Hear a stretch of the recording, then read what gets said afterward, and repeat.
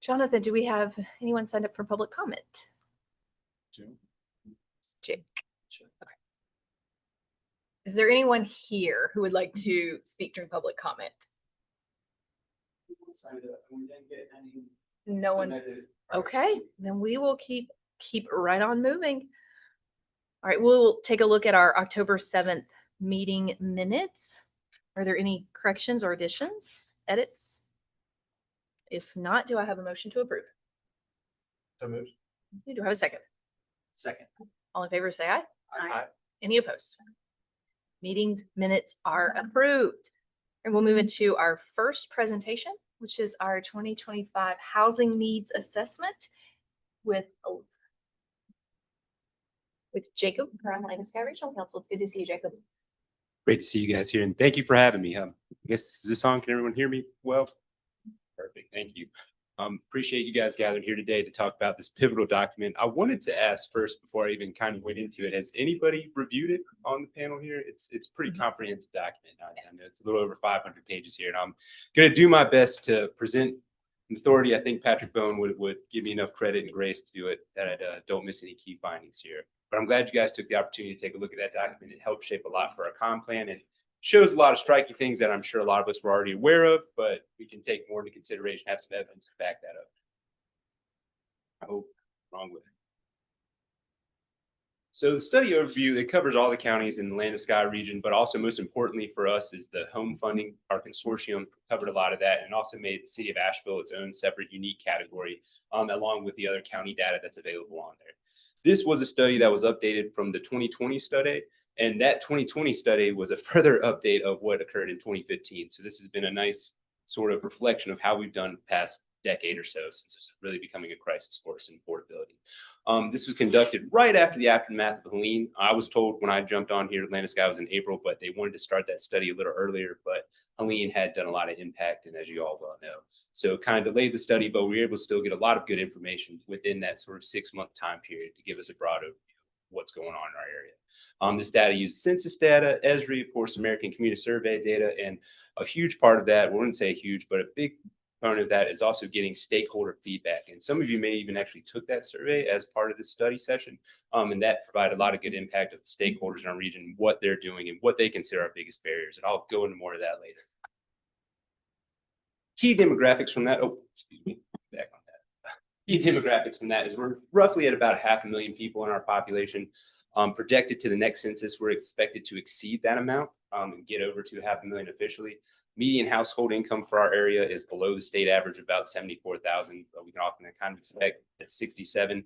A lot of that wealth is concentrated in Buncombe and of course in Henderson, and have Madison and Pennsylvania as outliers there. What we are expected to do aside from the population growth occurring to that is also household growth, which we'll see later on that even though we're expecting almost 7,000 more households to join our area, that's going to greatly exacerbate the household shortage that we already have. With that population, we're split roughly about 1/3 of the population is renting. Another 2/3 are actually split into owning homes.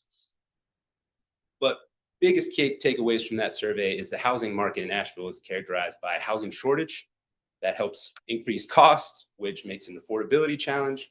And along with that, that's a general problem from everyone. But when we have those three things of a housing shortage with rising costs and affordability, that makes it more difficult for the special needs populations that we have in our area.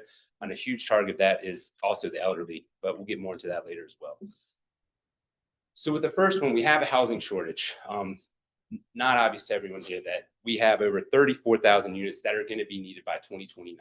Projected about 14,000 rental units and a little over 20,000 for sale units are going to be needed by 2029. And we are in no way going to come close to that data, even or at least that number to at least shrink that gap. Now, one of the indicators by that is that we have a low rental rate. And some of you may have seen the news story on WLOS. I kind of clicked it there. If you guys have access to these slides, feel free to check out that story. I kind of think, this is my own personal opinion on that it's skewed to kind of just makes Helene a bigger scapegoat on saying these rental vacancy rates are low. And there might be some effect to that they've actually increased. We have a higher vacancy rate of about 10% is what the story said. But when Bowen conducted this survey, we were looking at about 3 to 4%, and a healthy market's got about 7%. With that vacancy rate, though, I think it's more tied to being unable to afford units. And I think more people are actually kind of commingling together, getting more roommates, and not going into these units that are marketed as higher end. Because what we do have a lot of in this area are mansions. You have over $1 million home, you want to buy, plenty to choose from. Biltmore Estate, huge one we can get, but not on the market. But that seems to be what we market to the areas, is more luxury and units that are sitting vacant, adding to that sort of increase of, or I guess, higher vacancy rate now. We have a high demand for a government wait list, and almost all the government subsidized units that we have are near full capacity with no vacancy at all. Okay. Yeah, I was going to ask you to repeat what the WLS story Mhm. implies, what your personal opinions are yeah, sure. versus what the vacancy rate should be in an optimal scenario. Yeah, absolutely. Can you So repeat that for us? optimal vacancy rate for our area in a healthy market is 7%. That's what you're looking at. So you got nice churn and flow of people coming in, coming out. Now, when the study was done, vacancy rates were about 3 to 4%, which indicated that we were strained and that we were filling up units and maybe not optimally. Now, what the WLS story says here is we're at roughly about 10% vacancy rate. And what that story suggested is a lot of that is attributable to Helene. And I don't think that's quite accurate. I think it's more of, we have a glut of premium luxury apartments that they sort of indicated, where the single bedroom rent is like 1,400, a little over, I think it's close to 1,500 there. And just people aren't interested in that, or not necessarily can't afford to get that sort of unit. So these apartments are just sitting vacant, adding, to a higher rate. So it's not that you're thinking the 10% number is wrong. It's the why. Yeah, that number might be. I would attribute to that. Yeah. And I don't think it's necessarily, like said Helene, I think it's more just constraint from Helene, if anything, just economic factors more than actual people moving out of our area. Because I think even with that, I don't think too many people are turned away because of Helene. I mean, it's of course tragic, and we might have lost some population, but I don't think we're losing droves of people due to that. Can I ask a question? And if you're going to get to this later, Yeah. we can put this on the parking lot for a second. But with the 34,000 units needed by 2029, is there a breakdown of how much of that is due to new folks moving into the county, and how much of that is existing housing stock that's just fallen into disrepair or lost due to Helene? I think more of that is just a gap of units that even before Helene that we just didn't have.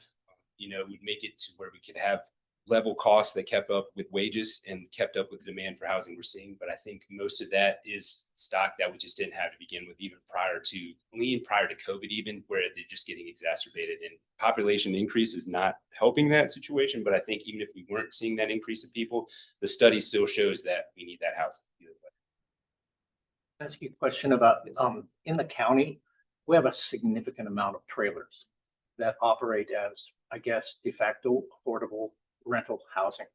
Are those characterized in any way in the county? Now, in this study, we didn't necessarily differentiate from manufactured homes. Now, I know that is a great affordable housing unit, and a lot of those are seeing replacements because of Helene. They took out a lot of the homes that weren't sort of anchored down properly. That was like the biggest sort of unit we saw that got displaced, was these manufactured homes. Now, I don't know if there's anything in the study that differentiates that further, but I hope that answers your question. It does. Were there any others? Happy to take the best I can get with. Now, as I said earlier, with the sort of housing gap that we created here, it's considered rising cost on every sort of unit, manufactured homes included. They've risen dramatically since 2020. Median list price ranges from 49, almost, I guess you'd say roughly $500,000 there in Madison County, and to what the highest end of our median home prices of $675,000 is actually surprisingly in Transylvania County. Median rents for the market rate units are exceeding about $1,800 for a 2-bedroom unit. And as you can see, we've gone almost $365 as the sort of median price for 2021, up to roughly $453,000 in 2024. Now, I know a lot of us in here are professionals, but I don't think any of us have gotten a raise of over $100,000 in a 4-year span. Definitely not keeping up with what we got. Now, with that, as I said, is affordability challenges. Based on the data that we've accumulated, there's roughly 50% of our renters are cost burdened. There's further numbers that says about 10 to 20% are severely cost burdened, which means 50% of their income is going to housing. But to have our renters at almost 50%, showing that over 30% of their income is going towards housing, and same It's not necessarily as dramatic for homeowners. We've got about 20% that are cost burden, a little under that. I think it's a little under 10% that are severely cost burden there. And as I alluded to earlier, the planned development, we've got almost 4,000 units, multifamily units across all the area that are planned for development, and 434 sale homes pending sort of permits and build and COs. But a lot of that targets higher end premium homes that are leaving a significant gap for the lower middle class income or residents in our area. With this next slide, this was great information from the study that showed what it would cost, what sort of income you need to have to rent in our area, which is not too bad when we think of 60,000. That's still under the median of what we have, about 67,000. Transylvania is great and kind of showing 46,000 despite having higher home costs. But in order to purchase a home without being cost burdened, these are the incomes you need for our separate areas listed out here, well over 150,000 for most of our area. What I thought was striking more from the study is this sort of graphic here. I don't know if you guys can see, it's kind of squished, but those are our most popular industries in our area. And according to that, these professions, nobody can buy a home in our area. The ones in the black are the ones that can afford something, and that's to rent. None of these professions, many of them will have on a single income, cannot afford to live here in our area. It's good to see that, again, Transylvania was able to supplant a lot, and you can get a lot more rentals there from professions, but most of the people, working people in our area, cannot afford to live here. So a quick question on, well, first of all, it's a gut punch to see so many folks in our community that serve others in our community that can't afford to live here. But the slide before that, with Transylvania County having such a high home purchase price, yet a much lower income for rent, is that due to just the availability of apartments, or can you help explain that? Is there a I wish reason? I had a way to explain that because it kind of was odd to me. I was shocked to even see that as a higher median household as well. But I don't think there's any good explanation that I have, or even in the study, that suggests why rents are lower there, but home prices are much higher. I know it's a lot of that market is driven by second homes like Lake Toxaway and East Brevard, but Yeah. I don't have a good answer of why it's rent's more affordable, but the home prices are higher. It's kind of, maybe it's, if anything, the rent keeping up, sort of sagging behind these prices, and maybe that'll creep towards and sort of level out. The market might do that later on, but I don't have a good answer. Be competition possibly, fewer folks trying to get into those rental units. Yeah, that makes sense too. I don't know. It's all plausible. Yeah, thank you. And with that, so that's sort of shows our whole area of what we need. I mean, that's all residents are impacted by that. But when all housing is sort of impacting everyone, it makes it more difficult for special needs populations. We have more of a higher need for the elderly. A lot of our areas, is particularly in Henderson County, over 25% of the households are considered above 65 or plus or older homes. And that makes it hard to provide any additional needs as far as like assisted living goes, nursing homes, things of that nature. With that projected need, there's about 7,700 homes or senior care beds that are going to be needed by 2029. And that's not in addition to the 34,000 home shortage we already have. These are just specifically targeted towards seniors. Part of the housing needs assessment was a stakeholder survey that I alluded to earlier. There's about 48 respondents, and this covered the whole geographic of 4 counties, and plus the city of Asheville came from diverse area backgrounds, where there's nonprofits, financial institutions, local government employees. And the biggest affordability issues they saw was for rent. Home purchases are a huge barrier. With that was the cost of land and the availability of land seem to be the biggest issues that we have, according to these people that are in the industry. Of that, people who responded to the survey, they thought the best assistance we could provide is doing down payment assistance or home repair assistance. So kind of preserving the stock that we already had and making it available for people to purchase a home with down payment assistance. Renter assistance priorities, the biggest one there was sort of like down payment and just doing renter security deposit assistance. And even legal aid seemed to be a high priority amongst the stakeholders. But the consensus amongst them all was to rehab what we have and build. According to those survey results, these are the highest priorities, is to preserve what we have and start to build, no matter what it was, whether it's mixed family or single family. We need to preserve what we have and build onto our existing stock. Now, some of the recommendations from the study, we are kind of already in the mix of and doing a lot of. Bowen said that he likes to point to Asheville as sort of a poster child when he's going to other nations, and I was kind of shocked to hear that. But it's kind of makes us appreciate what we do have. We already have sort of nice housing committees such as this. We have programs with our Shotos to work out, and we're doing what we can to sort of market Asheville as a place to developers that we are making it friendlier. Henderson, the city of Hendersonville just passed some more permit-friendly options for accessory dwellings, making it a lot easier to sort of do infill development. And I think that's going to be a lot of what we're going to see further down the road is how we can not necessarily target larger developers, but how we can do small-scale incremental development, and empower these sort of smaller developments local in our area instead of targeting more DR Hortons and things like that, which do help add to the stock. But I think a solution is going to be empowering the people that we have here to sort of take advantage of doing accessory dwellings or doing what we can to add duplexes, triplexes, quads, and sort of find that. Now, if you guys got the slides, feel free to check out the housing needs assessment there. The link's available on the City of Asheville's website, on my contact information there as well. And I'm happy to answer any other questions you guys have. Thank you, Jacob. Thank you. Anyone have additional questions? I think my last one is around that two previous slides, the rehab and build slide. It's kind of getting at what we need by construction type. And I guess this is more specific than I remember the Bowen report data being. But I've started to wonder, like, okay, we need X number of rental units to kind of, what are the types of housing products that either can or should meet that demand? I think is what people on this committee eventually need to understand. We've been trying with the tools we have and doing our best, leveraging my tech and building multifamily housing. But what is the full menu of not just construction types, but housing product types that actually get built in the market, that could get built in the market?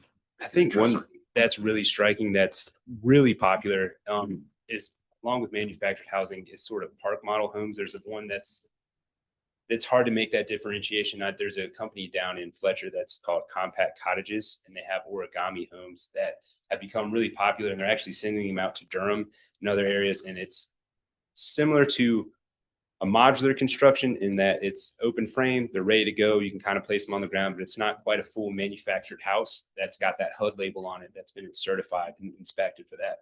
And I think that's going to be the solution, is sort of more homes that aren't necessarily the park model type, but aren't necessarily complete manufactured homes already completed in the facility. I think that's what that company's at least doing is a good job of finding that middle ground and not necessarily finding a loophole in our building codes, but taking advantage of it where they can get a home up and permitted within 7 days as long as inspection staff are cooperative. Now, that's not necessarily taking off, but I think that's a very promising solution for our area, is those homes that come sort of prefab like that, but can still follow the guidelines of not being an RV and still being considered a single family dwelling. Manufactured housing, I think, is going to be a critical aspect of that too. Still doing single wide, double wide, just because they're complete, ready to go, and time is money, and those can get set up real quick. I think the big thing with that is the stigma that's associated with that, and the fact that you can't get single wides in a lot of areas. There seems to be a hesitancy towards that, even though construction standards have been increased on those, and they are just as reliable as some stick-built homes. But I think it's going to take a mix. There's going to be multiple levers, whether that's, doing zoning reform to allow more things like that, enhancing the building codes to have more leverage in allowing like triplexes and quadplexes without such harsh fire standards. That seems to be the delay of those, where you have to have firewalls, and considering like almost commercial standards and sprinkler systems in some of those to sort of provide that missing middle of what we need. Do you think on the when I think of what's not getting built, I think of duplexes and quadruplexes. Absolutely. So the barrier to that is just fire standards, or do you think is there something else we're missing? I'm missing? I think that's a huge barrier to it, is the willingness of having that sort of commercial threshold when it comes to building codes. Once you get to that third, now there was a big move in the state to sort of decrease those standards, and I don't know where they're at on that. Like Duplex is fine. That seems to be the magic number. We're still residential, but I know a lot of developers have said, and even here in Buncombe County with that, once you get to 3 or 4, that's when you have increased standards that are hard to meet. So it's I guess with that product type, like you don't think it's the lack of subsidy. So there's no subsidy program that I know of that's ever helped in this area construct quadruplexes, for example. But it's not necessarily that lack of subsidy. It's actually code. Yeah, I think Regulatory that's problem. probably the biggest prohibitive factor And that then is the the market might actually start. because I think the biggest thing too is what you get from capital investment is a higher return on either doing single family or large multifamily. 8+ is what you're going to get. It's these capital firms that sort of back what LIHTC can't cover. What you can't get from your own sort of private loans is these capital corporations like DR. And I don't mean to give them a bad name, and I think they're doing exactly what they need to. They're still adding stock, but it seems to be like there's no sort of common middle ground of either getting a higher return on doing single family homes that are, roughly close to 300, 400,000, you're going to get a higher return on that, or doing like a larger multifamily 8+ units. Seems to be where you get that sort of sweet spot on a return on investment. I don't necessarily think it's greed either. It just seems to be those are the options that we have. It's either single family or you go like multifamily. Yeah. My question is more, has to go to site selection and what kind of sites do we identify? What kind of sites does the development community identify? Or what kind of sites are like out there for example, MHO has done a lot of infill development in little pockets, but then they're also doing Star Point, which is a standalone building sitting in the middle of a parking lot. And how do we do? Does a county own those sites? How do we direct the development community to the appropriate sites that we want for affordable housing, even if they're not publicly owned? I think that's a challenging question in that it's the land that we do have available. If it's not city owned, it's like harsh, steep climates that are unable to kind of get built. It's available. And I think with the land that's good for great residents that's near amenities is sort of zoning restricted to commercial properties, I think is where a big barrier is.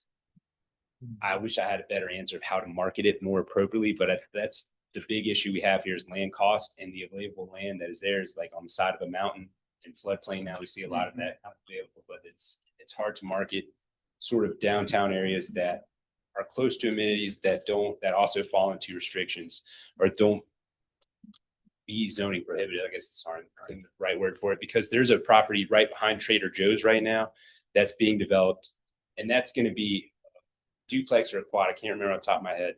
But the thing is, the developer there was talking about how you would be okay to build like a 10,000 square foot home, no problem at all. But God forbid that he tried to build 400 square foot units there was a problem based on their permitting. And that's right there next to grocery stores and everything. But based on those codes that they have, didn't have the option to do 4 separate units like they wanted to do. So they're going to combine it into one to make it. I don't know if it's going to be more cost prohibitive for him, but it seemed like that was a challenge when he just wanted to do the smaller units and had to go for the sort of quad issue that they're going to do now. Okay, yeah, because we have some commercially zoned properties that are really underutilized, like the Asheville Mall and the piece up here on Tunnel Road that are privately owned. Could have I think that's definitely a mix is of loosening zoning restrictions so you can have more mixed use properties, because I think that's the way to do it. It's more walkability. You're not straining systems. I think that's hopefully something we can see in the future. Jacob, give us an example, maybe a couple examples of a commercial area, corridor, roadway that you were saying was too restrictive in terms of land use type or zoning type. So that's the one that comes to mind is just Asheville really seems to be a big target on that. And Buncombe County doesn't seem to be too bad on that end of it, because I see a lot of it, because a lot of it, what happens, what happens with the corridors in Buncombe County, they're owned by Asheville. It's such a unique gerrymandering where you get all the way down in Airport Road, even the city's right here, you're 20 minutes away, but that's still Asheville property. Same with like Long Shoals, that whole area on like Hendersonville 25. Those are great corridors, but I think the city owns a lot of that where it makes it really prohibitive to do anything, especially with Buncombe County City. So the last question I have, so there's a couple recommendations that really jump out at me. Are develop a centralized housing resource center, and then enhance and leverage existing housing incentives to encourage preservation of existing housing and development of new residential units. And so Asheville is a poster child in some negative senses, but are there any municipalities or counties around the state that we could borrow some ideas from? Who's doing this really well that we may want to look towards to borrow some of their ideas? Durham seems to be the one that would be comparable here to Asheville as well.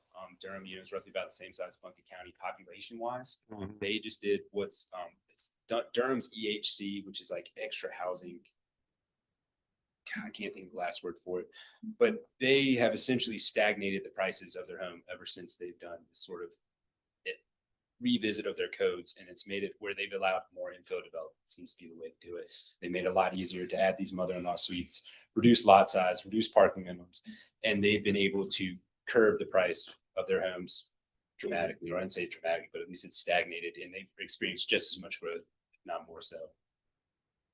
Great, thank you. And it's good. Hendersonville just did a really good job too of rewriting their code. They had a lot of low hanging fruit by reducing setbacks and things like that. But that's something to consider as well. Okay, and then the centralized housing resource center, is there one that comes to mind we want to look at?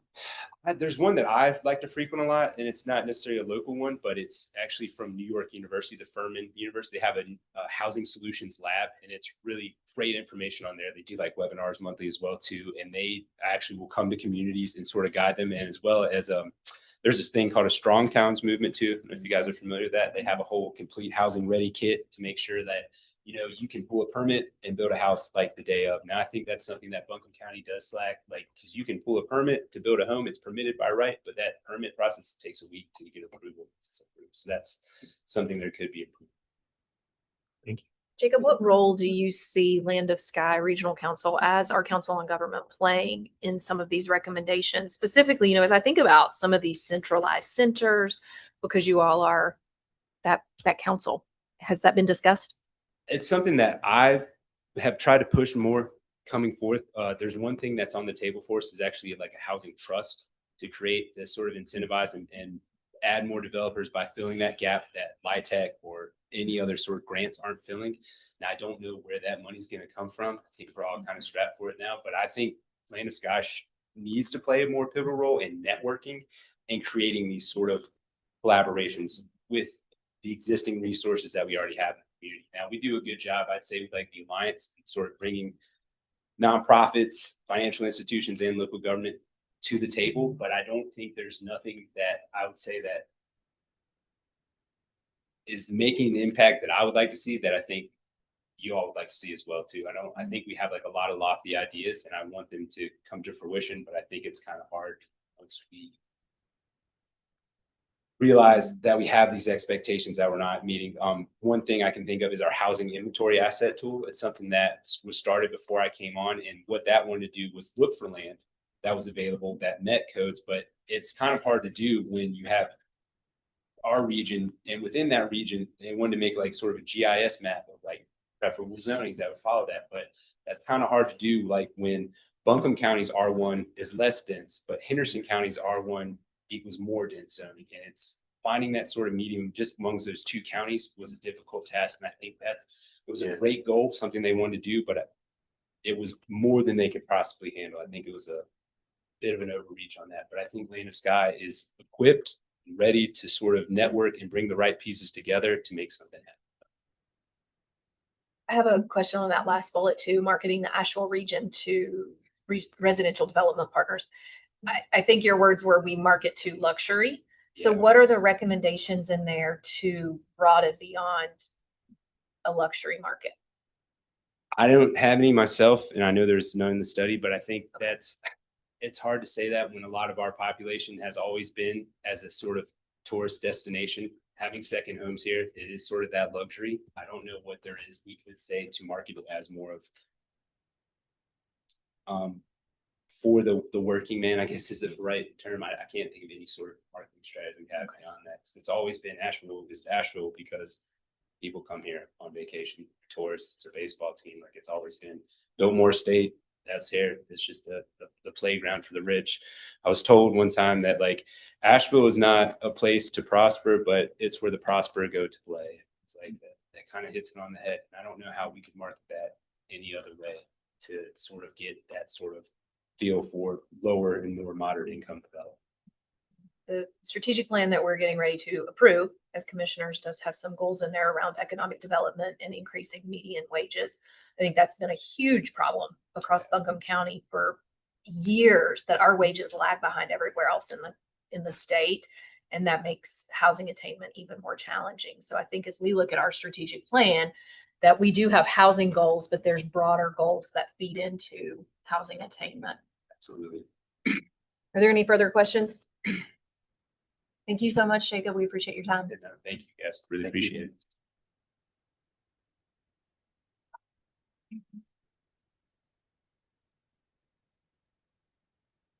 All right, Jonathan, you have an update, new business on the AHSP revisions. Yes, so if you recall, back in September, we walked through 7 different administrative changes to the Affordable Housing Service Program guidelines. And I've got those listed here on a summary of revisions. We have all of the slides in this slide deck that we can dive into those in depth if you would like. There is an additional bullet that we have language around. And again, it's more of a clarification for potential applicants and partners. And that has to do with the rent standards for project-based vouchers. So I can take a look at that. And then if we have any other questions on the other items, we can go further. So currently, the AHSP program defines affordability in terms of the rate at which projects can, the rental rate for projects defined by the fair market rents. Specifically, it says that's documented in the fair market rent documentation system. At this point, that has been applied specifically for those fair market rent amounts, but we have a number of projects that have received project-based vouchers. Those are the rental assistance resources made available through the Housing Authority as part of their housing choice voucher. Typically, those rental subsidies are provided to the tenant, and then they can select the unit that they would like to use those vouchers for.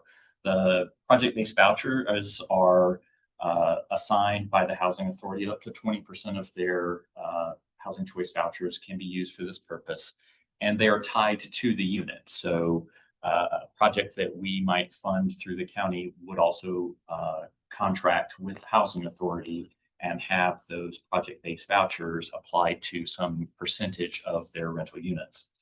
Within the regulations, the Housing Authority is allowed to increase the value of those project-based vouchers above fair market rent. So it can go up to 120% of that fair market rent. And a lot of our projects that receive project-based vouchers base their income model, their revenue stream on those increased rent amounts. So for previous projects, that flexibility has been allowed, recognizing that the Housing Authority is allowed to increase those project-based voucher rent amounts, and those are applied to that project. So when it came to compliance with rent limits, the county has honored those project-based voucher amounts. So the language that staff have recommended is just a clarification that those rent standards established by the Housing Authority would be acceptable within the Affordable Housing Service Program.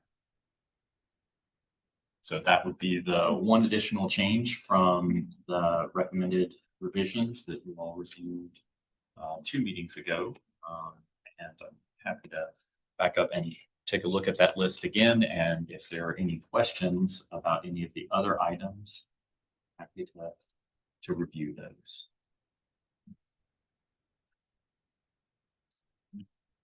Are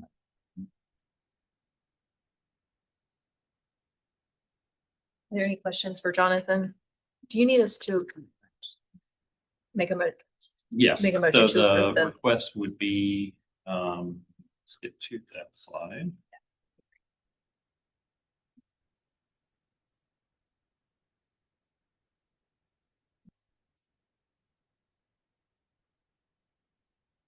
There it is. Can you help me understand what it means to say that, that funds can't be used for property acquisition, et cetera, but that they should be reflected in the total project budget and what the reason for that is? So the purpose of include, I'll work backwards from it, Okay. the calculation of the total project budget. We want to see what the total project cost and the value of that project once complete would be, and how the county's investment fits into that strategy. The limitation on using county funds for acquisition costs would be to curb the potential for a project to make an acquisition and then not be able to complete that project and for the county to be in an awkward financial position in a project that is unable to. How about other soft costs though? Like doing your due diligence on to see if a project pencils or not. Again, the idea would be to reduce the county's exposure to those early planning costs that might be more speculative in nature. Are there any further questions? We've found the motion. If not, Yeah, I'm happy to. we have. I'll move to recommend approval of revisions to the AHSP guidelines to the full Board of County Commissioners. Do I have a second? Second. Thank you, Megan. Any further discussion? All in favor, say aye. Aye. Any opposed? All right, motion is approved. Okay, we have any announcements, Jonathan? None from the staff? None from us. Our next meeting will be December 2nd. Right. Commissioner Sloan will be chairing that for us. And if there are no further items of business, do I have a motion to adjourn? Motion to adjourn. Thank you, Parker. Thank you. All in favor, say aye. Aye. Any opposed? We are adjourned, y'all. Thanks. Yeah, you too. How are you? For all of 40 minutes. That was fun. Yeah.